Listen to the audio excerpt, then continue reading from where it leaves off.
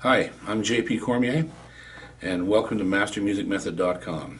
This is the first video in the guitar directory that you'll find on the site, and every instrument will have a video like this one.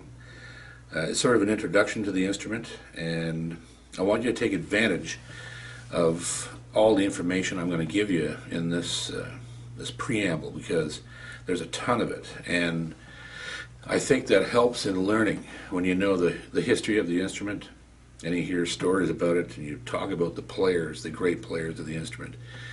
Don't rush through these videos, don't rush through anything that's on here.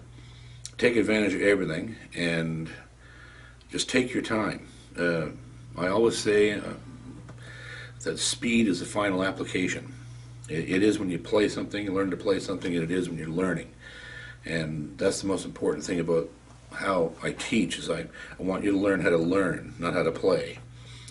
I can teach people, you can teach anybody to play, but if you're just teaching them how to mechanically reproduce something on the instrument, they're just mimicking what you're doing. They haven't really learned why they're doing what they're doing. And I love the guitar. It's my favorite thing in the world. Although you're going to find lots of other instruments on the site, the guitar was my first love, and I don't know what my life would be like without this instrument. It took me a lot of places in the world that I never would have got to otherwise, and it's something I still learn every day. Every day I learn something new. Even if I don't pick the guitar up, at this point I've been playing so long that I can think things and visualize the guitar in my mind and go, oh, I never tried that before, and I'll go pick up the guitar and try it. And that's sort of the mindset you got to get in. It doesn't take a lot of effort to do that. It takes a pretty regimented practice schedule, but nothing crazy. You can get a lot done just by practicing an hour a day. When I was a kid and had lots of time and energy, I did 8 hours a day. So, but that was, I was a kid, and most young people do end up practicing that much. So what I want to do is give you an opportunity to kind of I'm going to give you all the little information that you need to take the place of some of that practicing, so you get the answers you need without stumbling around the dark on the instrument trying to find them. The guitar is ancient. It's been around for, well, we're not sure how long it's been around. Thousands of years. The first modern guitars that we ever really saw, and they're called a chordophone instrument. Anything that's, well, it doesn't necessarily have to have frets, but anything that's played with the left hand on a neck or a fretboard or a fingerboard and struck with the right hand, held in the lap, is generally a chordophone instrument. And the first ones we ever really seen were in the 12th century, the 1100s.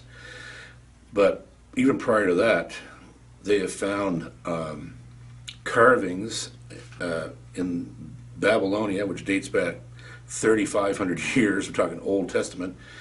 And actual people we know about in the Old Testament are written about. The Hittites have stone carvings and engravings that show people playing an instrument that looks just like a guitar. It's really kind of freaky. So it's been around forever, and I think the reason why is because it's a band in a box. It doesn't matter where you are, it's small enough and light enough in any form to just pick it up and go. And you can stand out in the street and play, you can go into a house and play, you can go into a theater and play.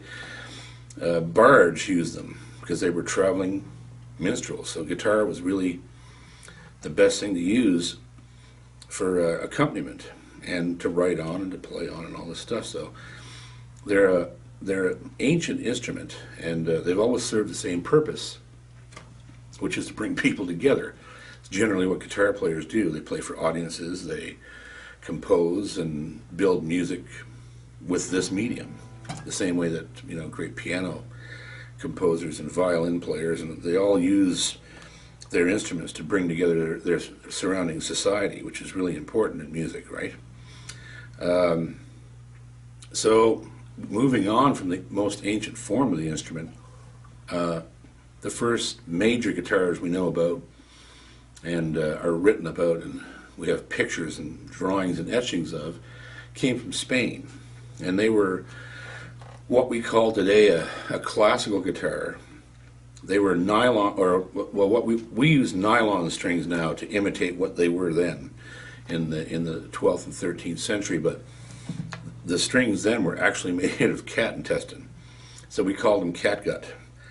And they were very soft and very easy to play and press down, and the guitars then were all braced differently and much smaller and lighter, because these strings didn't apply any pressure to the instrument, as they were made out of an organic material. And then, of course, through all that time came some tremendous composers that came out of Spain that made music that we still play today.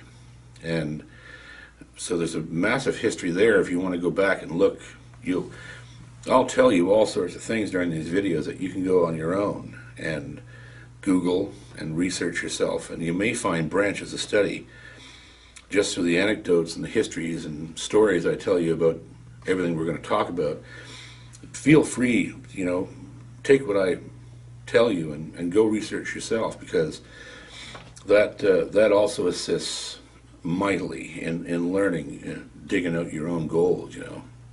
And so from there, along about 1840 or so, a German gentleman came to the United States named Christian Frederick Martin. And he changed the guitar world forever, because what he did was he invented the steel string guitar. Now, the guitar that I'm holding right now is a model of a Martin. It's a D45 Custom. And he built guitars like this, and they had flat tops, and he completely altered the bracing system inside to compensate for the extra tension on the steel strings. So we got instruments that were not only tougher, but way louder, greater penetration. You could hit the strings harder. You could play in an orchestra or band setting and be heard. And so we have Mr. Martin to thank for that. And along about the same time, a gentleman named Orville Gibson, I'm sure you'll recognize these names even if you don't play at all. Gibson, of course, ended up making the Les Paul and all of those things that are so famous today. Well, Gibson started out with the same idea to make steel string guitars, but instead of changing the bracing structure to make a flat top and a carved body, I should say a shaped molded body, he carved his guitars with an arch top, like a violin, and he put a bridge on them that had legs, and so they were like a giant fiddle. And he kept sort of a violin bracing inside and put steel strings on it. And like a great guitar, for instance, a Martin player that we would all kind of know is Hank Williams. Hank Williams played a D18 and a D28, built by Martin. And a famous Gibson player that played the original archtop guitars, the L5 I think it was Mother Maybelle Carter. The Carter family that is credited with inventing country music. And so those two guitar companies completely altered everybody's perception of the guitar, and they also suddenly made the instruments available to the general public, which was the whole turning point of guitar.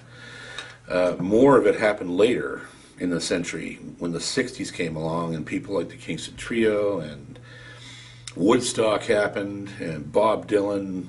All these people played flat top guitars, acoustic guitars, and so everybody wanted to emulate them. And they ran out and bought these instruments as quickly as they could. Now, mind you, imagine 50 years ago, you could buy a Martin for $200, and a good one. And now today they're sought after as collector items, valued in the tens of thousands. Today, to buy a new Martin, you're looking at about $5,000. So even the pricing has evolved through all those years. So eventually, taking us up into sort of modern day, Martin kept on building flat tops and perfected the whole process, and basically owned the guitar world for much of the 20th century. And Gibson, early in the 20th century, began also building flat top guitars, except they made their body design slightly different, what they call a slope-shouldered instrument, which means that this part of the guitar they compacted slightly and made the slope more dramatic. So there was those two companies just pouring steel string instruments out into the world for decades, and as I said, the older ones are still incredibly sought after, and you can see them in places like Groon's Guitars in Nashville, and elderly musical instruments, and Manlin Brothers in New York, and you can go into stores and see vintage instruments like that, and you should, because it's inspiring. But all of that being said, all that history, it all comes down to one thing: is why do you want to play the guitar? And you probably want to play the guitar for the same reason that me and everybody else wants to play the guitar, is there's something inside you that you need to release, and music is such a great release for a multitude of things. You might have untapped creativity that you need to express it somehow. You might just have a hidden talent. Maybe over the time that you're going to spend with me here, you're going to find out you're a guitar player. And it could happen. I've seen people in their 60s learn to play the guitar exceptionally well. And or you're going to find out that it's going to be a task, but you can do it, and it's something you can understand because of the way that I'm explaining it to you. And that's what I hope happens to everybody. And if you're already playing, again, I want you to take all this information and just sort of plaster it on your encyclopedia like a big old swath of peanut butter. Just pile it right on there and spread it liberally, because it might open brand new pages in that set of books for you, and that's important as we move forward. I know I said earlier in earlier videos that I've posted concerning the school that the concept behind this is kind of unique.